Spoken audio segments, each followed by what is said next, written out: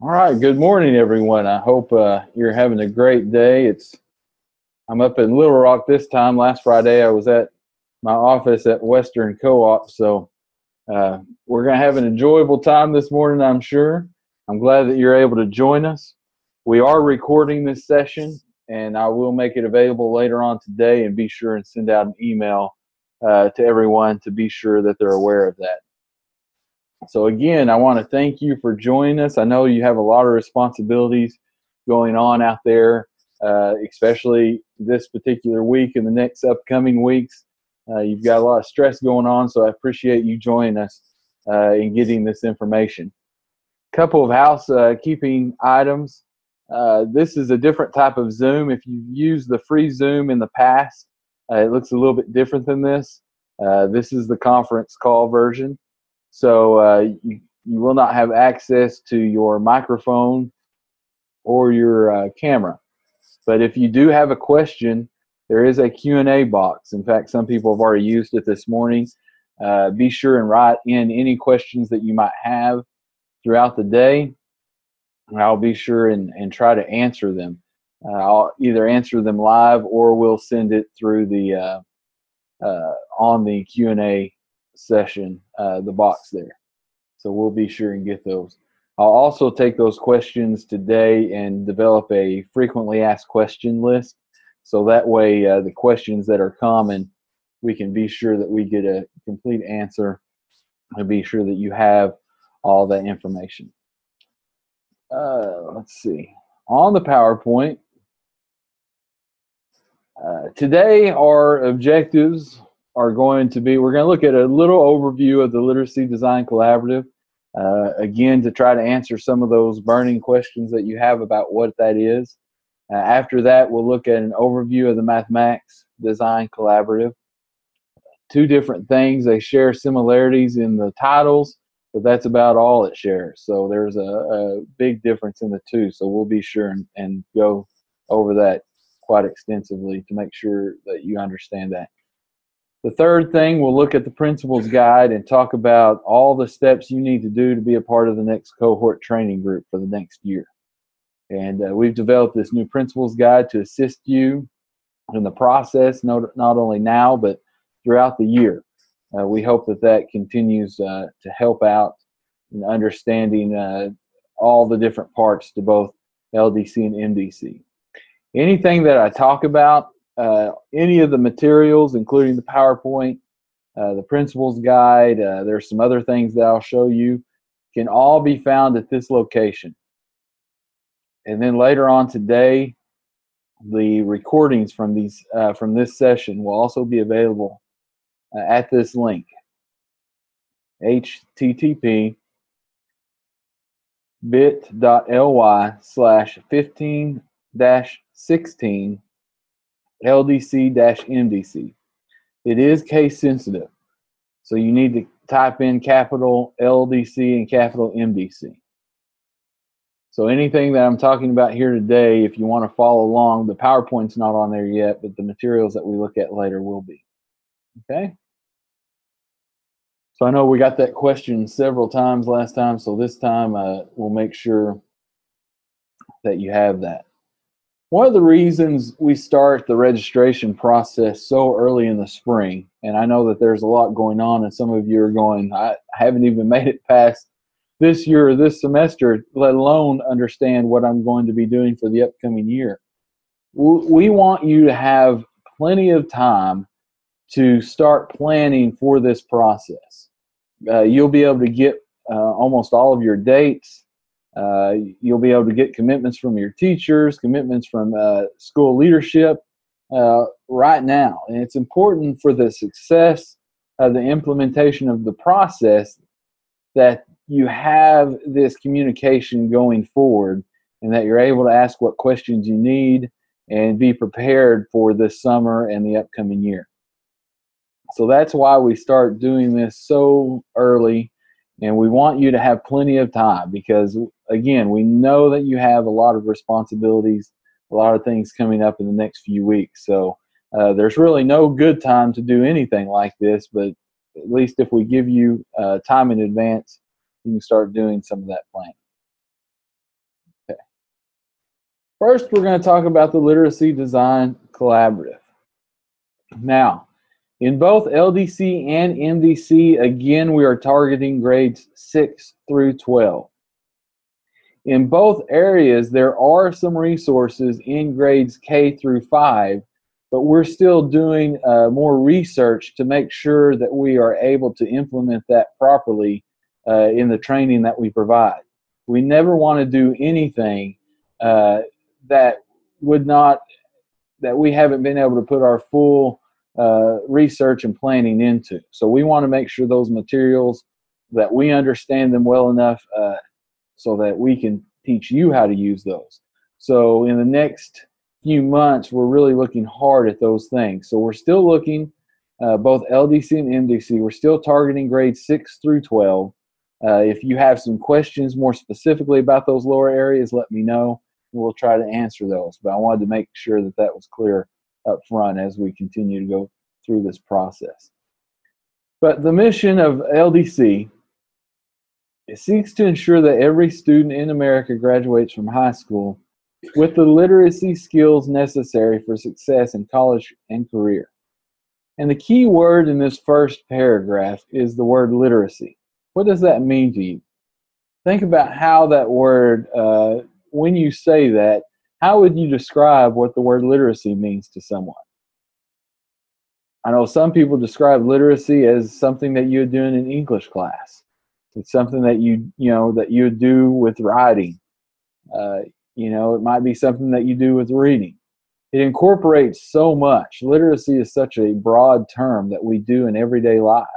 It's the ability to read and comprehend and be able to explain what we've just read. So that's an important skill, not in just ELA, but in all content areas, including math. It's important to be able to read any kind of problem in math and be able to understand what my next step or explain that process. So with LDC, it's a teacher-created instructional design system that transforms educator practice through the use of online tools and resources that facilitate collaboration, content development, and professional learning to effectively implement college and career readiness in K through 12 classrooms. So again, this is an instructional design system that incorporates a lot of different things. Don't think it's something that we have that just is something else that we're asking you to do, okay? It incorporates any type of standards that you might use. It incorporates your teacher evaluation system. It incorporates any type of assessment, whether it be PARCC or any other type of assessment. It incorporates everyday instruction. So it's a complete system. What does an LDC classroom look like? And notice what word starts out every description. That's important. It's not about what we're doing as teachers. We don't want somebody to come in and focus on what we're doing. We want them to focus on what the students are doing. Students are engaging in learning. They're focusing on the task. They're working together. They're reading to learn content, and they're persisting to complete the tasks.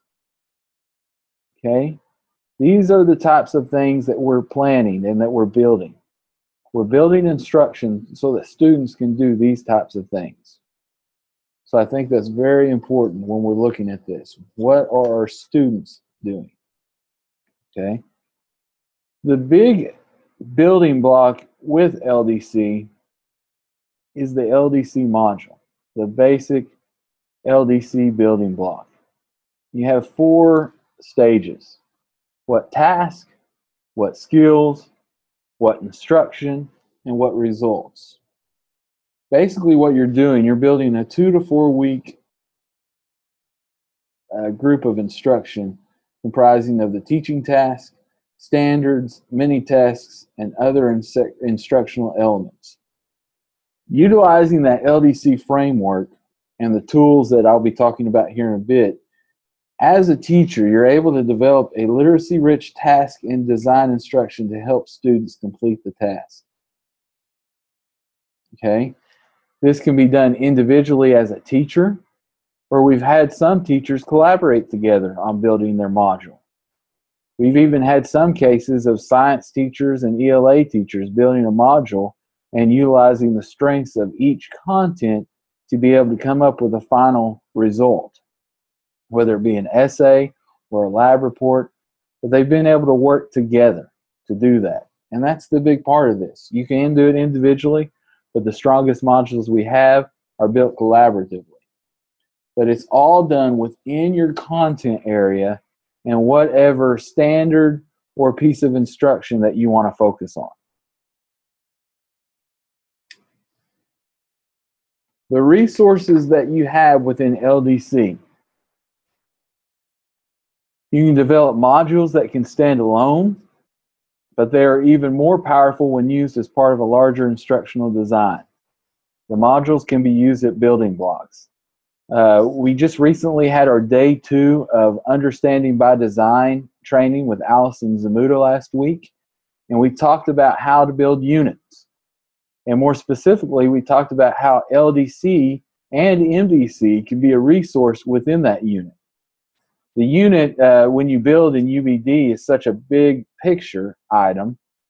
And when we look at modules in LDC, we're focusing in on one specific part. And that's how that fits into the unit. You could develop 2 modules to fit within a unit. You can make it bigger than that. It just depends on how you want to use that piece. Okay? You can do standalone literacy mini-tasks. We've had some teachers who have become experienced over the past few years that they might only develop 1 or 2 modules to use during the year, but they're developing 20 or 25 mini-tasks to use. These mini-tasks can be anywhere from 15 minutes to 2 class periods. It depends on what you need to build. But you develop these to provide students opportunities to practice targeted skills outside of the context of the module. Let's say you did a module and you found that your students were still weak in the areas of note-taking. You might develop a specific mini-task to target that skill. So I'm developing a mini-task to make my students stronger in note-taking. And this is all done outside of the module. And one of the third resources is validating alignment. There are what we call jurying tools to provide guidance, on how to improve each module. I know when I taught in a classroom, I would have lesson plans, and they were very structured sometimes, and I had put a lot of work, and sometimes I thought it was the best lesson plan I'd ever written. But after the end of the day of teaching that 4 times, there were several notes that I had to put on there because I didn't anticipate some things happening. So I had to make adjustments, and I had to change those things. The same thing in the module, there are tools available to help you make those adjustments and make that module stronger, to make it more targeted to what you need it to be. The best resource we have is ldc.org. And I want to really let years when we first started this process, LDC was not as focused as it was today. Let's say that. And there could be some frustrations at some times, not only from you as a teacher, but even from our trainers and from the national level. So 2 years ago, an organization was created, and they created LDC.org. And that's what we're about to go see. So let me click on this. I'm going to stop sharing for just a minute and reshare with you so you can see what I'm talking about. This is the ldc.org website, okay? And there's a lot of information on here. And the best thing for you to do is just to come on here and just start clicking, okay? But there are some descriptions up top: why LDC, how LDC works, sample curricula, resources, LDC core tools, results, about us, and the LDC blog. So I just want to take a few minutes and kind of show you each one. If you go to LDC, again, you can go to our mission, core principles, or our growth. In particular, you might want to see specifically how LDC works. Okay? If I were to click on the overview, there's a lot of information specifically about the LDC process. There's framework guides, resources. There's a video that you can watch, other useful documents, the graphic that I showed you, the things that I went over with courses, standalone, and these are links. So you can click on things and go to different parts. Sample curricula. You can go look at exemplary modules and mini tasks. And they're in the different content areas. Right now they target ELA, social studies, science, and elementary. And again, the elementary is relatively new, so there aren't as many resources on that yet. But you can click on one of those. Let's look at calculating the cost, atomic bombs in 1945. So you can see what one of these modules looks like. This targets grades 9 through 12, social studies, United States history. Okay. You can go down and see what standards we're targeting. All kinds of information. It even has the instructional ladder. Trying to go down slow here so that you can stay caught up. There's 27 pages, so there's a lot of information.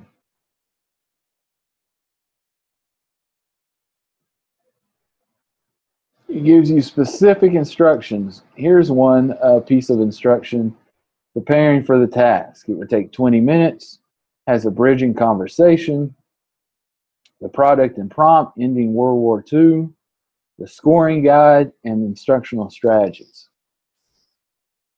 So this would be very informational if you want to look at sample exemplary modules and mini tasks, and this is just the start. You have different resources that you might go look at.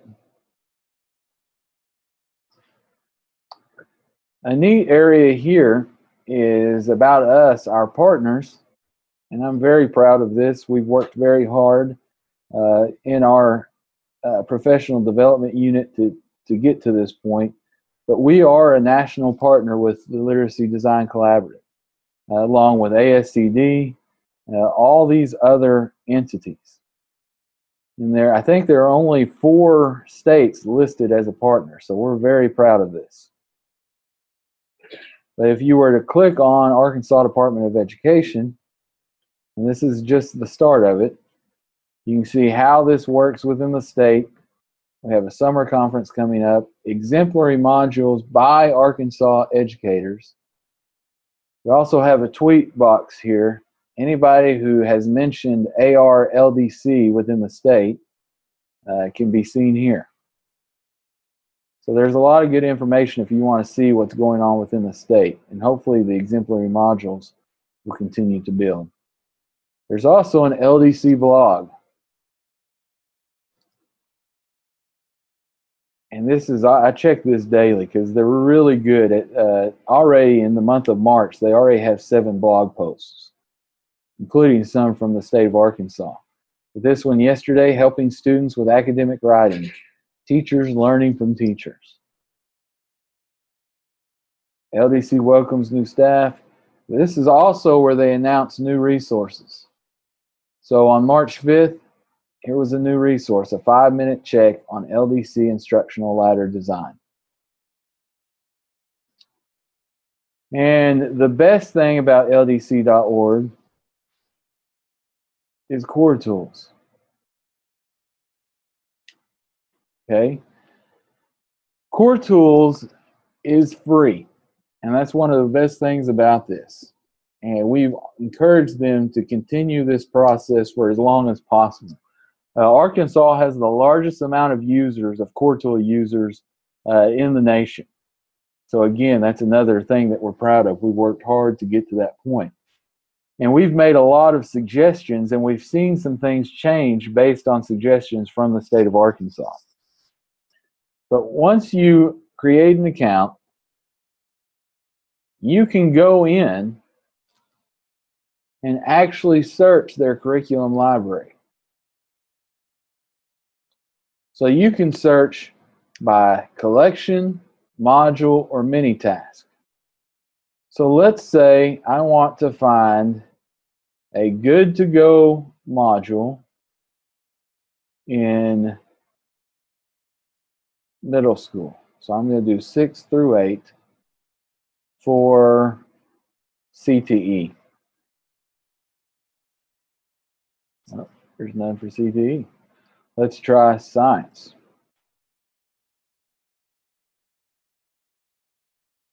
So there are 3 good to go exemplary modules. If I click on exemplary, that bumps it up to 10. So I can look at these, and I don't even really have to make a module. We encourage you to. But if I know I'm about to do the effect of algal blooms on marine ecosystems, I can click on this,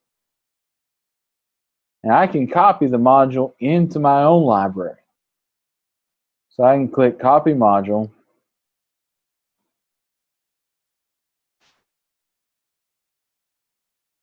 Takes just a second.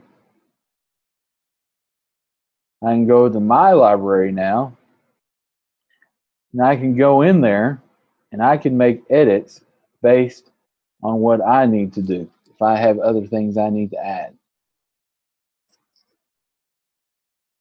And there's several other tools that we'll discuss during the training, but this is one of the things I wanted to show you as we go through this process. So there's a lot of dynamic pieces to LDC, and I hope the people that went through the training before sees the versatility of how things have changed, how versatile things are, how we continue to make the adjustments. Okay. At this time, we're going to start back here in MDC.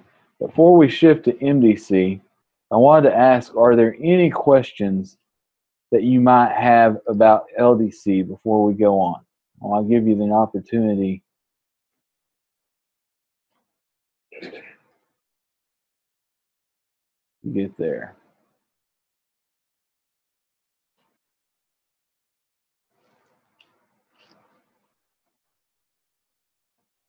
And with Allison, I've learned to do a good job of wait time, so I can wait just a little bit to make sure everybody has a chance to ask that question.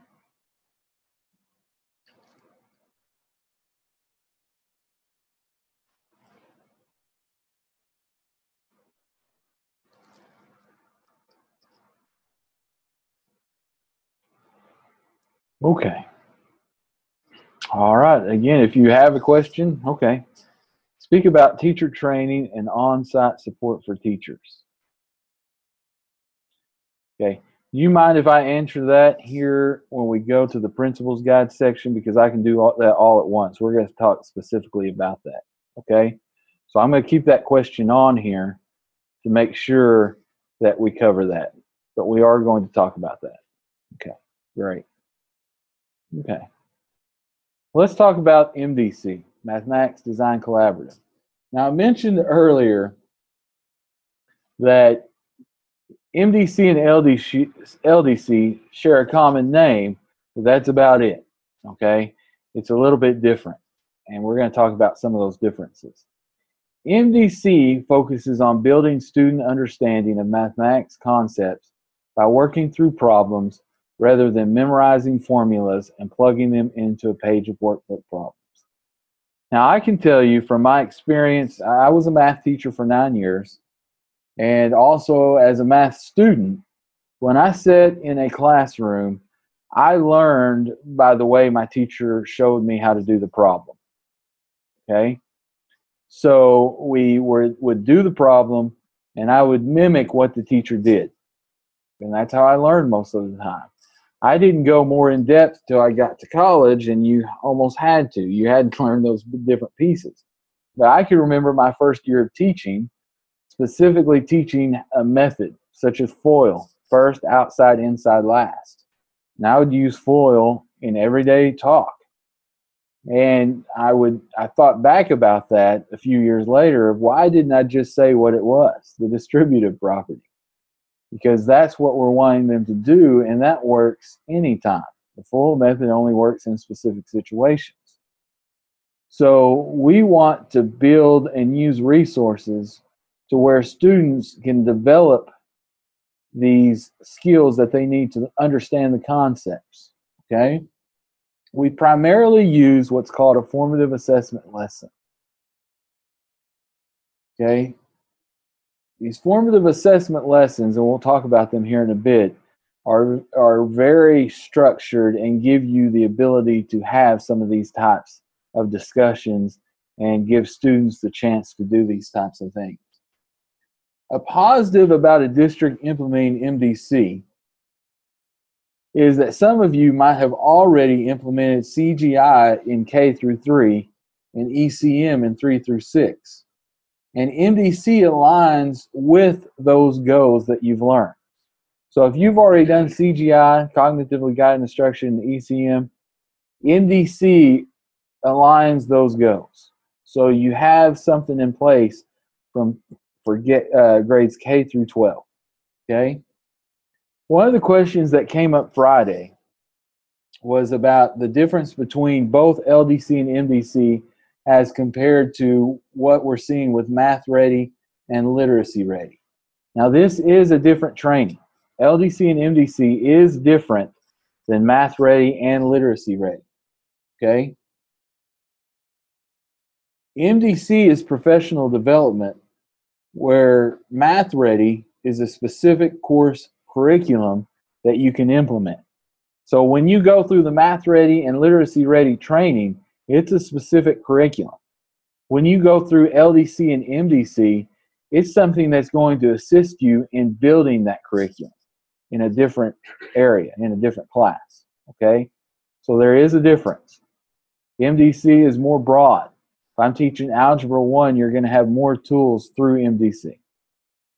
Okay, so I just wanted to clarify that before we went, because we had a lot of questions pop up on Friday when it came to that. Now, when we look at MDC, we really look at developing skills for formative assessment.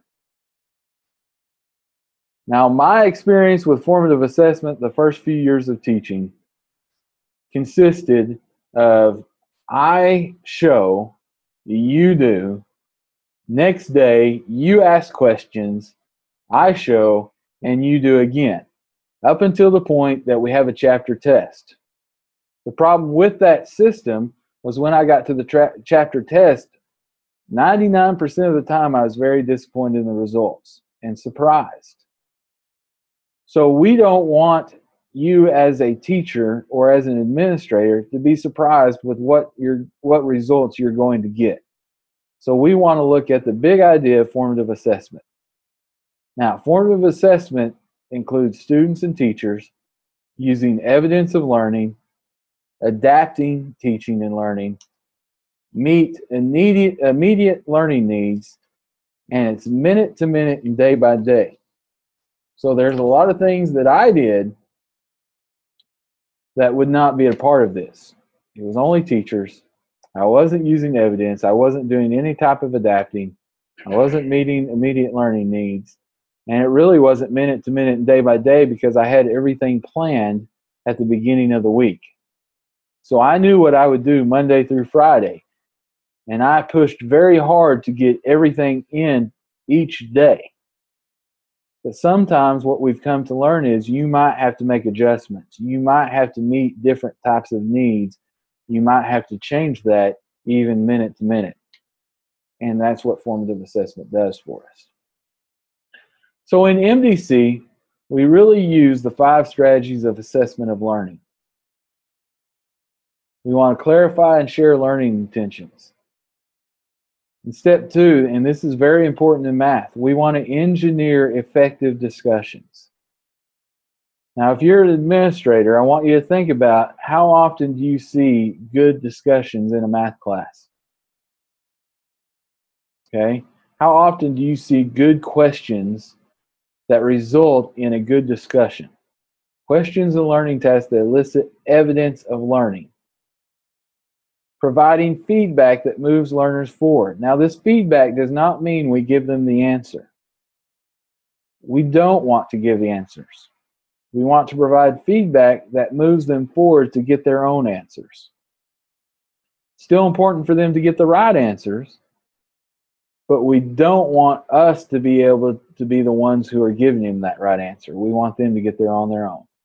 We want to activate students as the owners of their own learning and activate students as instructional resources for one another. These 5 key ingredients are designed to ensure that students are engaged in a productive struggle with mathematics rather than on the receiving end of a lecture. Now, I have a 13-year-old, and I can tell you, as soon as she starts to struggle, it takes about 5 seconds for her to want to quit sometimes. Most of our students are the same way. If they don't automatically get it, then they want to quit. And I would step out on a limb and say that we as teachers do that sometimes also. If we don't get it right away, we instantly question why we're doing the process. So we want to teach students how to engage in a productive struggle. Struggle is what makes you learn most often the best, because you learn from those struggles. You learn what did not work and you learn what did work. And so therefore it becomes productive. Okay? And we want to encourage them to engage in that. And again, with mathematics rather than on the receiving end of a lecture. Now, again, I said we use formative assessment lessons. Now, these can be, and I say the word scripted, and I kind of want to back off that. I said that Friday, and Bill kind of sent me a message real quick. The MDC files are scripted in the sense that the teacher guides, and I'll show you those here in a bit, provide the kinds of effective questions a teacher may ask. But the teacher is free to ask their own questions similar to those included in the guide. So these lessons have been around for a while, and they've been tested in several environments. And what they've done is they've taken common questions as a result of the lesson, and they've given you sample feedback that might help students. Because sometimes we get put on the spot as teachers, and we didn't anticipate a particular question, and sometimes it's hard to answer. So these formative assessment lessons have kind of taken those type of questions and helped us out. Usually they take 2 to 3 days to implement, and they include these 6 areas. Okay? Whole class pre-lesson assessment, whole class introduction, the collaborative activity, the whole class student discussion, the post-lesson assessment, and then as a result of this evidence that you get, you can make a change in your instruction based on evidence. What you're looking for throughout this time is what we call the OMGs. Okay? The OMGs are any obstacles, misconceptions, or gaps that the students are having. Again, when I go back and look at when I went specifically day to day, saying we're going to do chapter 1 today, chapter 1.2 tomorrow, those types of things, I was not looking for any of those types of obstacles, misconceptions, or gaps. If you don't have evidence showing what those things are, then we can't provide students with resources to build those. So that student, if we get a paper and I grade that paper and I hand it back to Johnny and say, Johnny, you only got 2 out of 10 problems right. Obviously, he has some sort of misconception or obstacle or gap, and those are the reasons he got 8 problems wrong. But me just handing back a paper saying you got 8 out of 10 wrong, provides no feedback. And it gives me no evidence to change my instruction. So we're wanting to develop these things as resources. Now, these formative assessment lessons are not for grading purposes.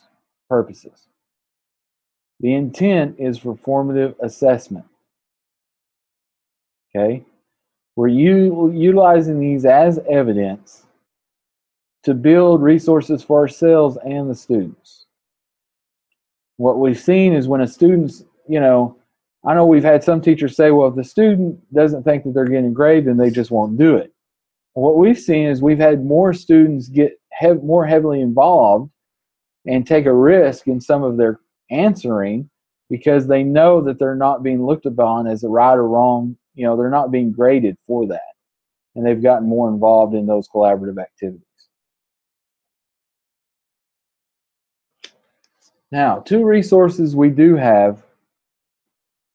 And again, these resources will be available to you through that folder earlier. First one I'm going to show you. Let me stop sharing. Is the Math Assessment Project website. Okay. This is hosted by the Mathematics Assessment Resource Service, MARS. Okay.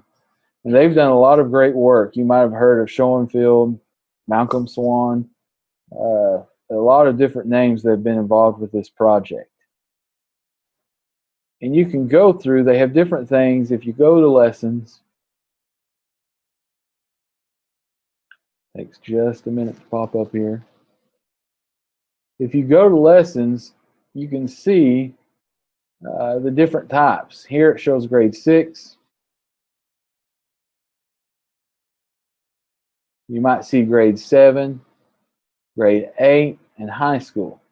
In the high school area, they're generally for Algebra 1 and Geometry. It does have a search option. You can do different grades. You can go into a different area, into standards. If you're looking at a specific Common Core standard, you're looking for a mathematical practice, you can search all these lessons doing those different types of things. They have tasks, some tests, some professional development. They also have some videos. Okay, let me switch over. The other website I wanted to show you is the College Ready and the Bill and Melinda Gates Foundation website. Okay, so a few different resources here. There's a video. One of the neat things about this particular website are the course outlines. Okay, you can go and look, and I can click on this particular grade 6 course outline, and it will give you resources of what file would fit for that particular standard. And it takes a long time to come up, so I'm not going to click on this at this time. Okay. Now, MDC, again, one of the differences between MDC and LDC is LDC has one central location to get all the information from. Unfortunately, there has not been that type of organization for MDC. I can say that we are very hopeful that we're in the beginning stages of seeing that come to fruition. Hopefully in the next few months to year, I don't know how long it's going to take, we hope to have one central website location that would be able, you would be able to find these resources all at once. So Kevin and I participated in a national convening of partners for MDC a couple of weeks ago, and we had a lot of discussion about how we can further develop these resources and share them all at once. So that's something very excited that we're hoping to see very soon. Let me go back to the PowerPoint real quick, because now we want to go into how to become a part of this. And let's take a few minutes. We have a couple of questions, and let's see, does anybody have any specific questions about MDC also? I'll answer these few. I was going to talk about Sandra's question in just a bit. Somebody asked, will the new social studies standards and CTE standards be entered into core tools before the summer training days? We've talked to Rob Cantner, who's in charge of that at LDC, a few times, and I think he has told the people that they work with the vendor to get those standards, and so I sent him the location for those standards again. So again, I'll send him another reminder. We've been really keeping on top of that, and we hope to have those as soon as possible. But there is a large database that they have to keep updated on, and they've done a really good job on most standards. I know the CTE we've been working on for a few months, so we hope to see those as soon as possible. So again, I'll continue to keep up to date with Rob, and I'll continue to let our trainers know about that. Okay? Are there any questions about, okay, will there be more Algebra 2 files available? At this time, the MARS project, who developed these files, these formative assessment lessons, they also are called Classroom Challenge Activities, CCAs, two different types of things, or they're the same thing, two different names. Right now, their funding has resulted in the files that are available on the site. We asked, Bill and I was at a meeting last summer, and one of the questions that was asked was whether or not lower grade level files were going to be able to develop or higher grade levels. So that was something they said that they were hoping to get more funding on. So I think right now they're waiting to get that funding because it costs quite a bit of money just to develop one lesson because of all the things that they have to go through. Some states are starting to develop their own formative assessment lessons for different grade levels. I know if you go to the Kentucky Department of Education website, they have some elementary files, and I know in Colorado they're trying to work on the same thing. So the only problem there with those files, they don't have quite the development as the files that we're using on a national level. So again, you have to take those at the face value level. There might be some good pieces to that, but they haven't been vetted in the same process that the ones on the mathematics assessment project on that same level. So they're, and we talked about that last week. If we started developing those, who decides on what makes a good file and what are the clarifications? And so we talked about, could we set something up similar that we have in LDC with the modules, where we have a jurying process. So there's a lot of beginning things to that. Okay. So right now, there are no plans, but we hope to see some soon. Okay. I like this question. Are there any plans for professional development for year 2 of MDC? Because that brings us up to our next slide. Worked out perfect. What do we do after we complete the training this year? Because we've had a lot of questions that has come up. Okay, and I'm going to try to answer this as best as I possibly can. Some of the things that we've started developing are different resources. This is the first bullet point. We've started to try to develop digital resources for if you want to expand this process throughout your school. Okay, so in year 1, you might have sent 2 teachers, an Algebra 1 or a Geometry, for example. And the question comes up, how am I going to expand this to those other teachers in my building? So we've started setting up digital resources for facilitators that might be able to facilitate that training, and also participant resources for those that might want to go through it. So you as a teacher leader might go back in year 2 and you will have resources for you to facilitate the training. And there will be a facilitator's workbook along with a participant's workbook to work through these different stages. Okay? We're also looking at developing some courses to go more in depth of some of the different pieces. And it might be developing feedback questions. We're transferring skills learned through the process. And it's not just for MDC, but it's for LDC also. Okay, these facilitator and participant resources are for both LDC and MDC. And I'll be sure and send that link out. We're also developing courses. Okay, in LDC, we've had the National LDC organization, Suzanne Simons, who's their lead designer, came with Rob Kantner to Arkansas to AETN Studios, and they had a 2-day juring session with our trainers. Okay, and we taped those 2 days to be able to develop an LDC juring training that would be available on Arkansas Ideas.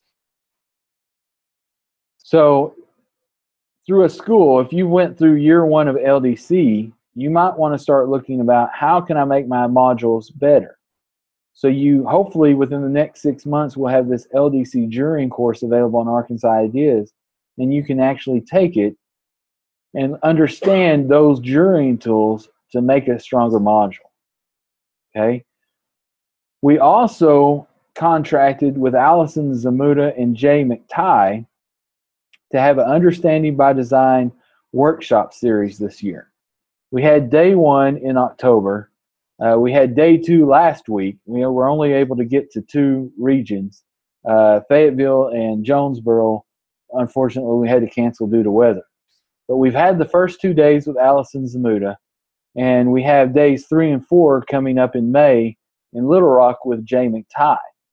And specifically, one of the things that we targeted was talking about what's the bigger picture. I understand these smaller pieces of the files with MDC. I understand how to develop a module. What's the next thing? So the next thing would be how can we incorporate or develop units of instruction? And we've had a good history with Understanding by Design with Allison Zamuda and Jay coming in the state and doing this training. So we decided to look at that and develop something, a workshop series. We've partnered with AETN and they've been taping this sessions. So we're going to be able to develop a bigger course on how to develop units, Understanding by Design, with LDC and MDC as a resource. And again, we're working on seeing how we might utilize Moodle, Google folders, other things to see how we can continue to develop resources for you as a teacher who has went through the year 1 training. Okay, so yes, there are plans for more professional development, and some of that might be specifically with your co-op or your STEM center. Okay, if you went through the year 1 training of MDC and you find that a lot of your teachers need more assistance in how to properly do effective discussions in a math class, that might not be something that we target as a state, but target as a co-op or STEM center. So you might approach those trainers or those specialists from those co-ops or STEM centers to develop a specific targeted professional development for your school. And some of that comes down to what your bigger goals are as a school, which is about, which again transitions into our next piece. Okay? Okay. So let's talk about the principal's guide. Part of what we developed, we tried to develop a resource for, and this, we have principal's guide, but it could be used with any type of leadership person within the school. Okay, but this was mainly to help help our principals out in understanding the process of what we're asking the school to do when they sign up for this LDC or MDC training. Okay, the big parts of the guide is a background, the letter of understanding with project implementation plan, the PD calendar and timeline, looking at the launch plan, and resources to get you started. So I'm going to pull that document up so we can look at it. So let me stop the share. Let me find it here.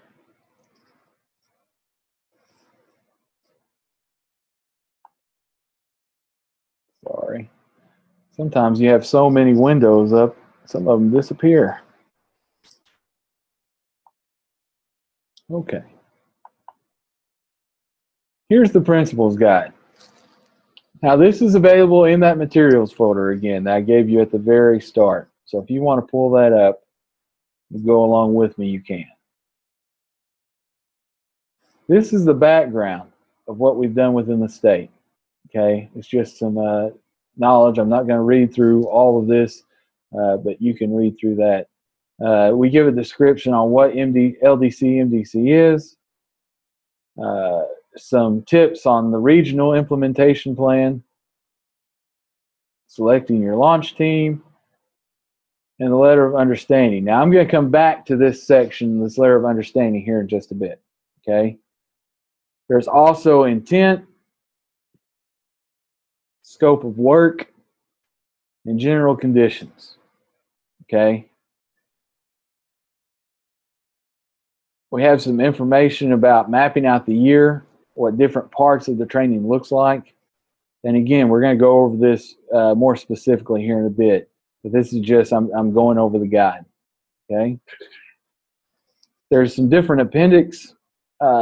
If you decide to go through the LDC and MDC training, we've changed up. Last year, what we had was what we call an application process. Okay. This year, we've changed up how you're going to submit this. And this year, we've called it a letter of understanding. So in this letter of understanding, this is in the guide for you to have throughout the year, so you absolutely know what you've committed to. Okay. Project implementation plan. Participants will fulfill their roles and responsibilities as outlined below. We do this from our side, from the State Department and the ESCs, the co-ops, and we also do it from your side as a school district. Last year, you had to fill out a form and fax or email in. What we're asking you to do this year, when you submit your team, we're asking you to submit through this online SurveyMonkey form. Okay? That way, all you have to do is click on this link. You go to the SurveyMonkey, you fill it out, you hit submit, and then you're done with it. Okay? And I put a copy of what that survey looks like in the principal's guide, so you know exactly what information you need to put in. So you'll need to put in the district information, such as the district name, the school name, superintendent information, principal information, so on and so forth. Okay. In LDC, has information to put in the ELA teacher, the science teacher, social studies, CTE. If you have an instructional facilitator, if you have a district coordinator. And then I had somebody ask last week, well, what if we have 2 ELA teachers that we want to put through? Well, you would put one up here, and then you just put the other one down in the additional member. So we tried to anticipate those type of things. You do the same for MDC. Also in the guide is the PD calendar. Okay. So if I am in the OUR co-op region and I sign up for MDC, then my training date would be June 17th through the 19th. Okay. If you went to Northeast, the trainings are happening on the same days, July 7th through the 9th.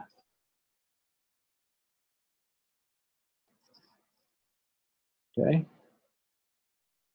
We also have some tentative dates for the follow-up training days. So on September 10th, we will have an LDC MDC Administrator webinar.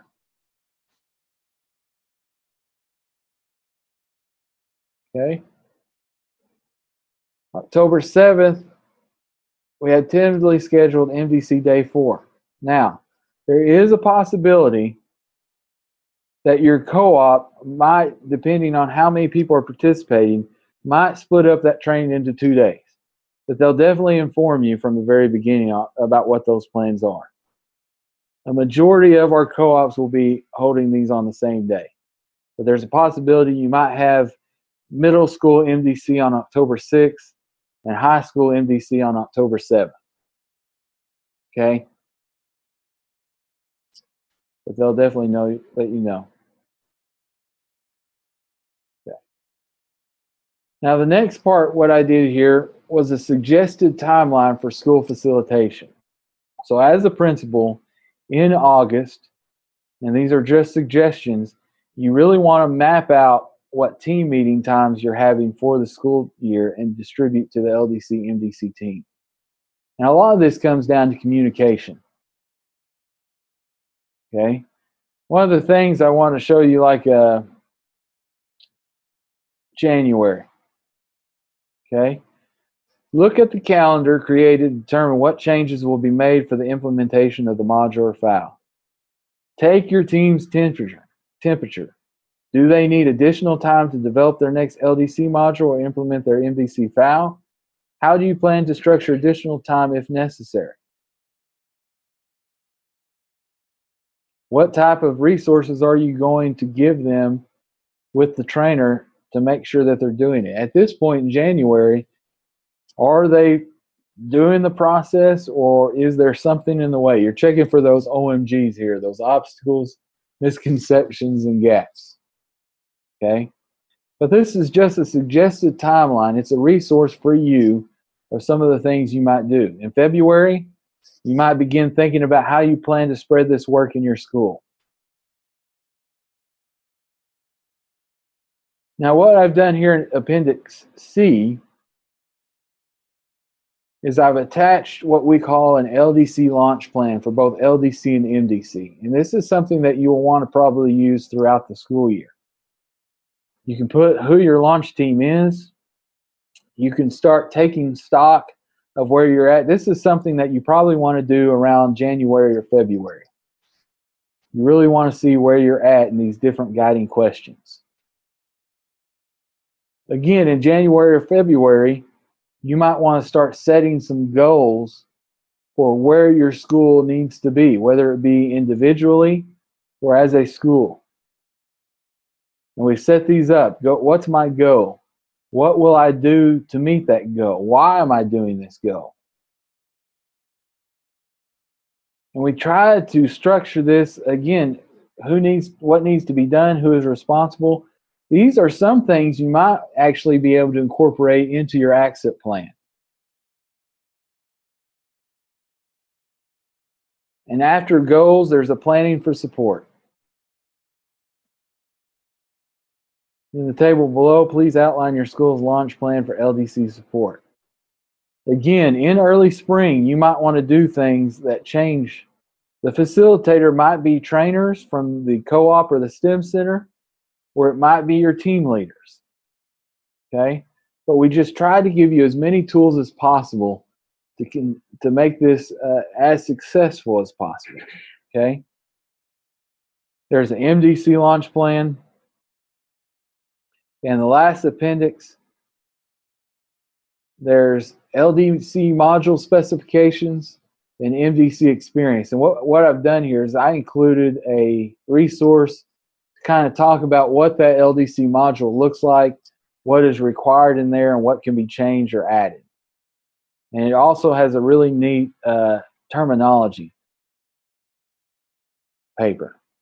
So if I don't know what LDC module is, I can look and it gives a pretty good definition. And for the MDC side, I found this this article by Michelle Honeycutt, and it talks about her different experiences with Math Design Collaborative. Okay? All right, let's go back to the PowerPoint and talk more specifically about your team information.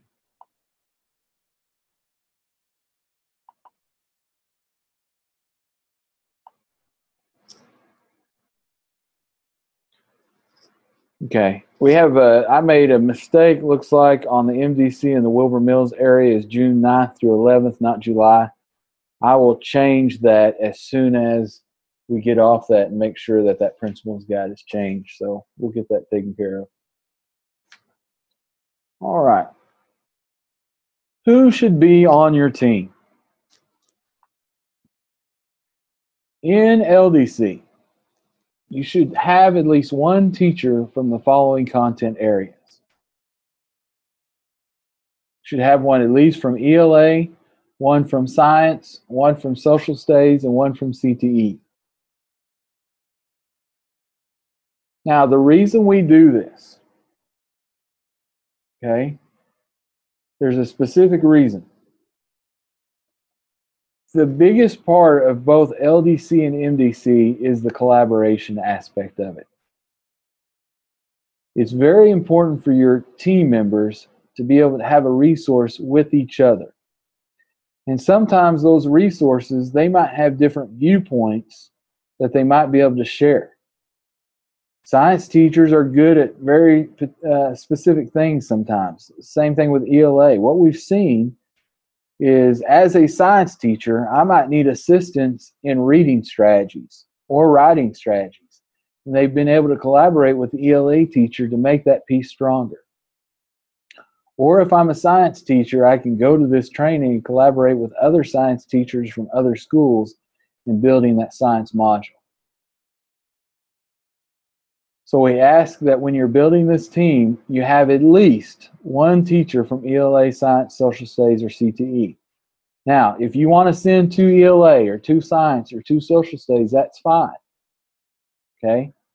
But we ask that you send at least one from each area. In math, in the MDC, in high school, if you're in a high school, we ask at least one teacher from Algebra 1 and Geometry. And you might send one from Algebra 2. Okay? But most of the files fit Algebra 1 and Geometry. If you're in middle school or junior high, then you want to send one from each grade. So if your grade level is 6 through 8, you want to send one 6th grade, one 7th grade, and one 8th grade teacher. Or you might send one 6th grade, one 7th grade, and one Algebra 1 teacher. Okay, but we need at least one teacher from each area.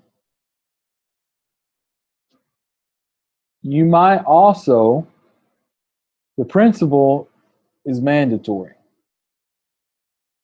Okay, we ask that the principal be a part of the team.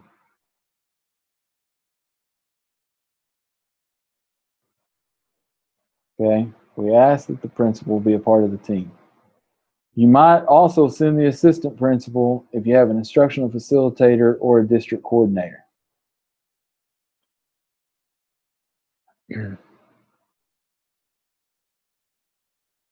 Now, somebody asked, we were told we couldn't send Algebra 2 this year. Has that changed? The problem with sending an Algebra 2 teacher is there aren't as many resources available when it comes to the formative assessment lessons. Okay?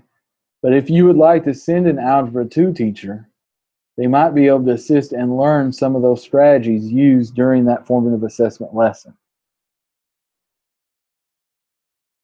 So I wouldn't say no if that's what you want to send, but you want to send an Algebra 1 teacher and a geometry teacher. And again, if you want to send an Algebra 2 teacher, I think they could learn some very good skills in developing feedback questions, and you might actually find some formative assessment lessons or some tasks you might be able to use. Can we send a 5th grade teacher with the math team? Again, that is the same type of thing with the Algebra 2 teachers. You can send, if 5th grade is part of your middle school, you have a 5 through 7, and you want them to be a part of that, then that's fine, but there might not be as many resources for that 5th grade teacher. It might be hard to find those lessons, but you would still be able to learn those skills. And here's a great question. Would principals need to attend the LDC and MDC PD dates? We ask that principals be the central part of the team. And being that central part, we ask that you be a part of those professional development sessions. we've seen the most success and we've been doing this for 4 years, and I can tell you that that's more than a majority of the nation. We're way ahead of the grain when it comes to LDC and MDC. And when we've seen success in both LDC and MDC, one of the biggest pieces of that success is the principal being a part of it. Okay? Now, I understand that sometimes it's hard for 2 days in a row, or in some cases 3 days in a row during the year, to be a part of that. Okay? But we ask that you be a part of one of those sessions throughout the year. During the summer, if both sessions are happening at the same time, you might have to switch back and forth between LDC and MDC. Okay? We've had some schools where they have an assistant principal. The principal might be in charge of LDC, and the assistant principal might be the lead for MDC. And sometimes that works out great. Of course, during the school year, what you have happen there, you're not both gone at the same day. The assistant principal might be able to attend the MDC session and the principal of the LDC, and that way you're not gone 2 days in a row and both of you aren't out of the building on the same day. And some of that we work out on an individual basis. Okay? Feel free to ask questions. Let us work through the problem and we'll see what we can do. Okay?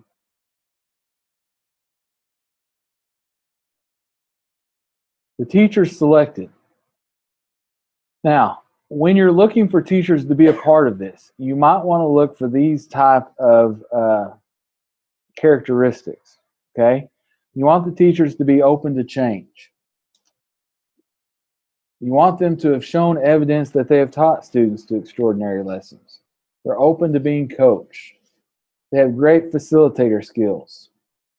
The ability to lead others. Deep content knowledge is very important to being able to do LDC and MDC. I can't stress that enough. Deep content knowledge is very important. If you don't have that deep content knowledge, you might have a tendency to get lost in the training. Okay? They also have to have an attitude that focuses on the willingness to learn. Some of this, we're talking about a whole cultural change. So if you're not open to being coached or willing to change, then what we see happening is they attend the first 3 days of training, they go back to the principal and they say, I just want to quit. This isn't going to help me. And so, yeah, it was a waste of time for them. But they didn't open themselves up to even trying it. So again, be very selective in who you send to this. It is not a school improvement tool or a teacher improvement tool. Let me be more specific. It's not a teacher improvement tool. Okay? If you have a teacher that's having problems, this is not the way to go, because we want you to expand this training throughout the school. So we want people who can go back and spread it. Now, you do have a choice. You can do LDC and MDC, but we've also had some schools put a priority on one instead of both. And it depends on the size of your school and the resources that you have. It is a big commitment. Okay? It is a big commitment. So to have that many teachers out throughout the year might put a hardship on your school. So you might have LDC and you might have MDC and or. So you don't have to do both. You can do one or the other. What time is involved? Now here's the commitment you're making. There are 6 days of professional development. There are 3 during the summer and 3 during the academic year. Okay? And we have those dates lined out for you. So I hope that when it comes, and what we try to do is we try to have the 6th day done in February. That way you can be done by the time assessments roll around or you have other priorities. So we hope that in February we don't have somebody calling us up and saying, you know, this came up all of a sudden, I don't have subs, or we didn't think about it. please map these days out. There are 6 days of professional development. We ask that you as a principal and as a team commit to these 6 days. 3 days in the summer and 3 days during the academic year. We have 6 on-site technical assistance visits. And I say a minimum of 6. We make that commitment to you. Now, this is not for us to come in and tell teachers what they're doing wrong. Okay? We've had some teachers stress out about this part. These are for us to come in and either plan, to help you plan, to help you with the implementation, help you in whatever way you think, it might be PD, looking at reading and writing strategies. But we're making the commitment to you to have a minimum of 6 of these. Okay? And we ask that you provide planning time with the teachers to be able to do this. And that might be a planning period. Okay? Now, we have some great specialists from the co-op and the STEM centers. And I can tell you, I can think of some trainers that have made way more than 6 already this year. In fact, some of them have got the minimum of 6 done by October. They've made big commitments to your schools. And this is not just in LDC and MDC, okay? But our specialists from the co-ops and the STEM centers do a great job of assisting you. Now, I know some of you are very familiar with them already, but we're making a commitment of 6 on-site technical assistance visits. We also have 4 administrator webinars, okay? Now, these administrator webinars are held twice during those scheduled days, because I know as a principal, you have good intentions to do something and something always comes up. So we want to give you 2 options. There's one held at 9 o'clock and then there's one at 1:30. So if you can't make the 9 o'clock one, we ask that you make the 1:30 one. Okay?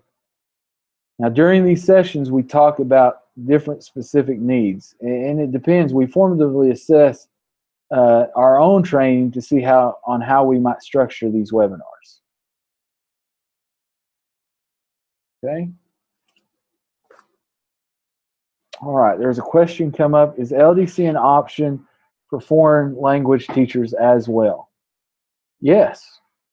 If you're a foreign language teacher or you have a great teacher who does that, then I encourage you to have them be a part of the team. Now, in LDC core tools, those foreign language standards might not be on the drop-down list, but you can definitely add those standards to your module. Okay? So when the question was asked earlier, are CTE standards or the new social studies standards available? They're not available on a drop-down list, but you can add those standards on your own. So don't think because the standards aren't there, you don't have to teach them or you can't put them in. You can put those standards in. Okay? So yeah, foreign language teachers, I encourage you, we need more foreign language modules developed. Okay? All right, the last thing is the letter of understanding. Now I'm going to pull it up real quick and go over that one more time because I really want you to be aware of the commitment. So let me find, there it is.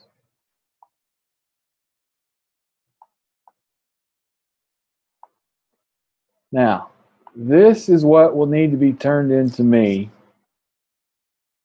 by April 1st. Now, notice your commitments. The principal will recruit and lead a team to attend training and implement LDC and/or MDC.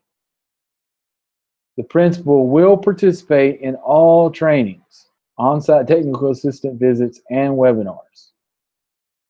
The superintendent and central staff will support the training and implementation. Okay? So through all this, read through those very well. And then at the bottom, your superintendent and the principal for the school will need to sign and date this. Okay, so read that very closely. Let me pull it.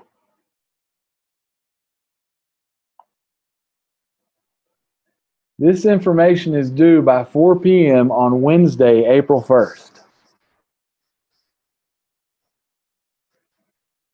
And you got to keep in mind there that you do have spring break within that. So please do not wait until the last minute. I know sometimes other things come up, but please do not wait till Wednesday, April 1st to get this done. Okay? You need to submit team information to SurveyMonkey. That is also due by 4 p.m. on Wednesday, April 1st. We need that team information. Now, if you have, for instance, you don't have a science teacher in place yet, and we've had that come up, or you don't have an Algebra 1 teacher in place, then go ahead and fill out that team information and put teacher 1 or new hire in the place of the name. Okay? You might have that situation come up. So try to fill that up. The reason we need this so early is we have to get our own resources in place for the summer and things copied. We need you to submit this letter of understanding by email, signed by the superintendent and principal to me by 4 o'clock on Wednesday, April 1st. So you'll need to print that letter of understanding off, and I'll show you where that's located, signed by the superintendent, principal, and principal to me by April 1st.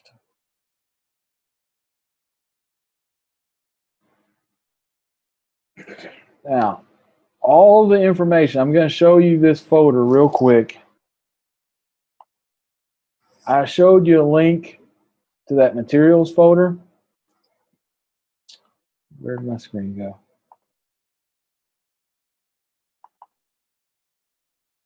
This is what's located in that folder right now. You have the principal's guide, and then you have the letter of understanding. This is what you need to print off, sign, and email to me. Now, you can also print off the principal's guide, but we'll have those provided for the principals at the summer training also. Okay? What I've also included in here is a research folder. A lot of times we have people go, well, what's the research backing what we're doing? And so I'm a huge guy of I love to read this type of thing to know what we're getting ourselves into. So what I've done is I've included some case studies from around the nation of what's been happening with LDC and MDC.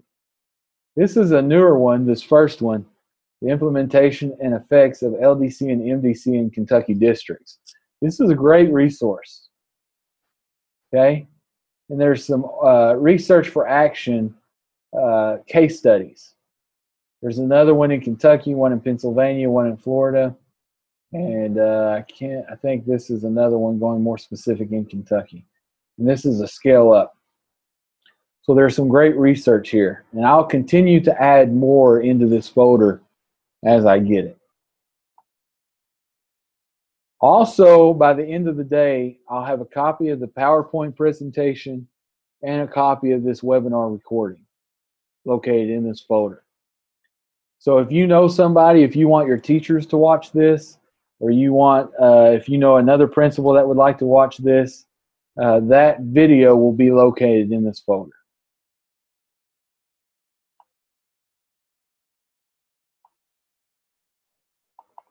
Okay. Now,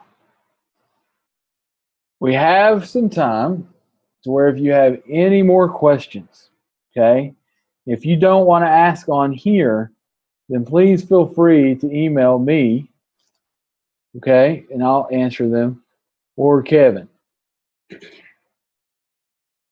Now, most of the time, you might try me first, okay, but I want to encourage you, please ask any questions.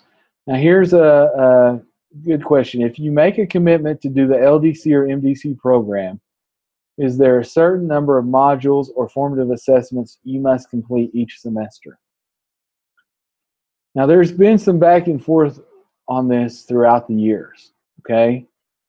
We are going to ask you in LDC to create at least 2 modules, one a semester. So you'll do one for the first semester, and then you'll do one for the second semester, okay? With the formative assessment lessons, I don't know if there's a specific number. There used to be a go, but what, you know, a lot of times there are specific areas where would be a good place to do a formative assessment lesson. So I don't think there's a minimum number, but we're definitely going to be, during these on-site visits, we want to help in the implementation of these formative assessment lessons and the planning of it. So you might do 3, you might do 6, or you might really get into it and you might do more, okay? On LDC, we're asking that you do at least 1 a semester.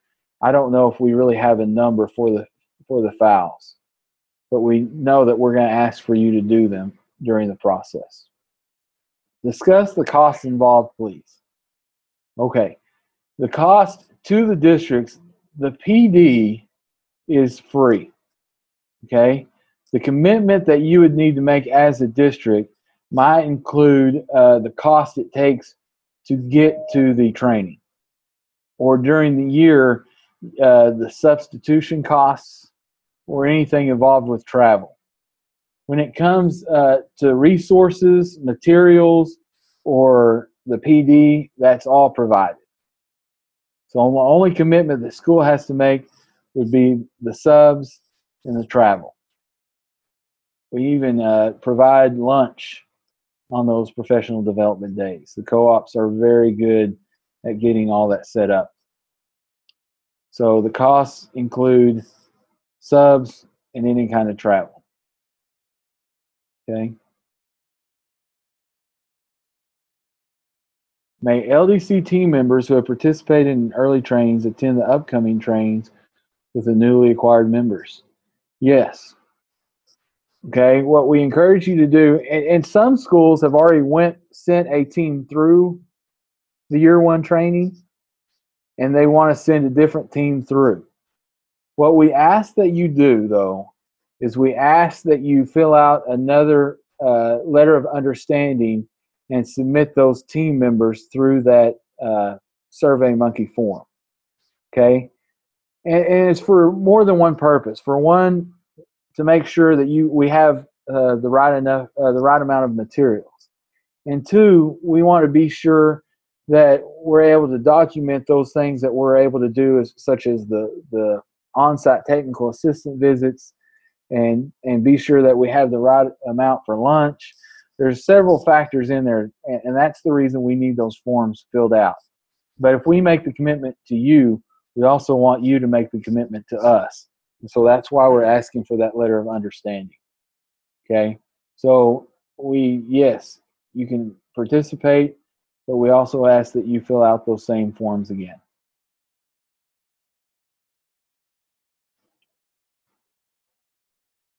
Any more questions?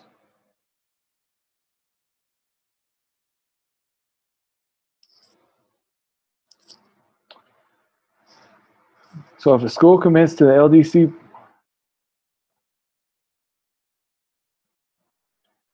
yes, we're asking that you create 2 modules. Now, when we say create, we changed the process this year, okay? When you create your module, it might consist of finding one that's already been created and copying into your own library and making adjustments, okay? So when you're copying that module over and making those adjustments, you're making that module your own, okay? So can the staff use modules that have already been created and posted online?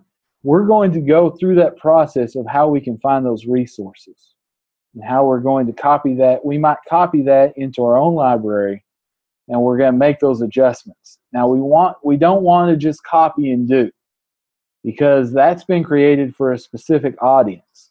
The audience might be from Pennsylvania, it might be from Colorado, and those students might not be the same. You could copy one from Eastern Arkansas, and it might not work in Western Arkansas. You will want to make those adjustments to differentiate for your students. But we're asking that you create at least 2 and implement them to students. Okay? So you're going to do one in the fall semester, and you're going to do one in the spring semester. And we hope that you transfer some of those skills that you've learned in developing that module, and also developing mini tasks or developing other types of pieces of instruction for literacy. Okay? So we look at the module as a whole, but we hope those skills transfer on the pieces. So I hope that answered that question well.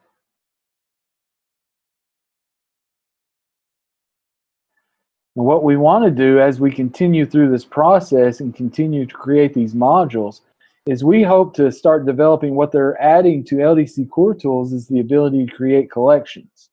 So we would love to be able to create a collection of Arkansas modules that are there from year to year that we'd be able to share with each other.